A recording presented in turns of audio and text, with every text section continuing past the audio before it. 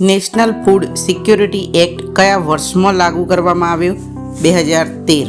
Central ફૂલનો અર્થ શું છે? એમએસપી હેઠળ સરકાર દ્વારા ખરીદાયેલ અનાજનો જથ્થો.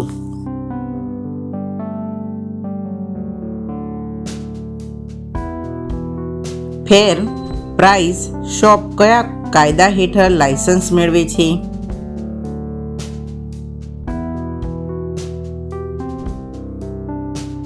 પ્રાયોરિટી હાઉસ હોલ્ડરના સભ્યને દર મહિને કેટલા કિલો અનાજ મળશે? 5 કિલો.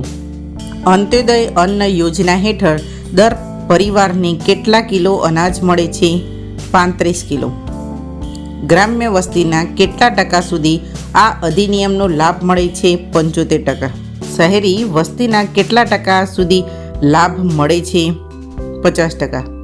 રાજ્ય સરકારે પાત્ર પરિવારોની ઓળખ કેટલા દિવસમાં પૂર્ણ કરવી? 365 દિવસ.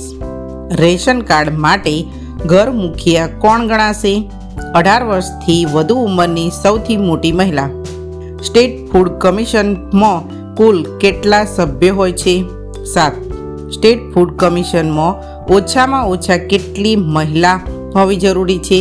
2. સ્ટેટ ફૂડ કમિશનના અધ્યક્ષ અને સભ્યોના કાર્યકાળ કેટલો છે? 5 વર્ષ સુધી. સ્ટેટ ફૂડ કમિશનના ચેરપર્સન માટે મહત્તમ ઉંમર મર્યાદા કેટલી છે? 65 વર્ષ. સ્ટેટ ફૂડ કમિશન કોના નિર્ણય માટે અપીલ સાંભળે છે? DGRO.